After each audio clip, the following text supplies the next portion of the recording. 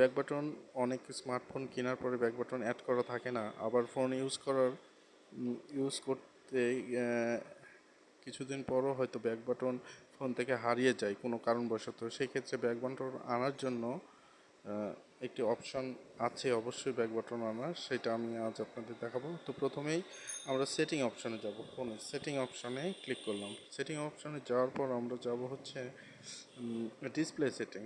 Display, এই যে বন্ধুরা, display, screen timer, front size, ডিসপ্লেতে আসার পর আপনারা ডিসপ্লের এই অপশানগুলো দেখছেন। এর উপরে দেখেন সার্চ বার একটি চিহ্ন, ডান পাশে কোনায় সার্চ বার আছে। সার্চ বারে ক্লিক করার পর আপনাদের যা লিখতে হবে সেটা হচ্ছে navigation bar. Navigation bar, NAVIG, navigation bar. Navigation bar লিখলাম।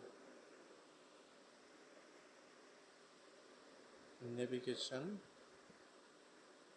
বার, এটা লেখার পর দেখবেন বন্ধুরা, নেভিগেশন বার সেটিং, সেকেন্ড নাম্বারে দেখবেন এই সেটিং।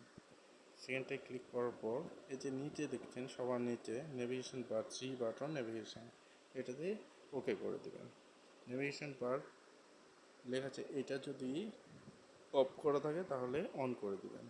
তো এখন যে মোডে আপনি আপনার স্মার্টফোনকে ব্যাক বাটন নিয়ে আসতে চান, সেক্ষেত্রে হচ্ছে প্রথমটা আছে সিলেক্ট হতে অ্যাট ফার্স্ট, সেকেন্ড অপশানে আছে এই যে সেকেন্ডটা দিলে ব্যাক বাটন সেটিং স্টাইলে চলে যাবে, 3 নাম্বারটা দিলে 3 স্টাইলে যাবে, 4 নাম্বারটা 4 নাম্বার স্টাইল। তো আমরা প্রথমে প্রথমটাই সিলেক্ট করলাম। এভাবে আপনি আপনার স্মার্টফোনে ব্যাক বাটন অ্যাড করতে পারেন, একদম সিম্পল। তো বন্ধুরা, ভালো লাগলে অবশ্যই লাইক করবেন।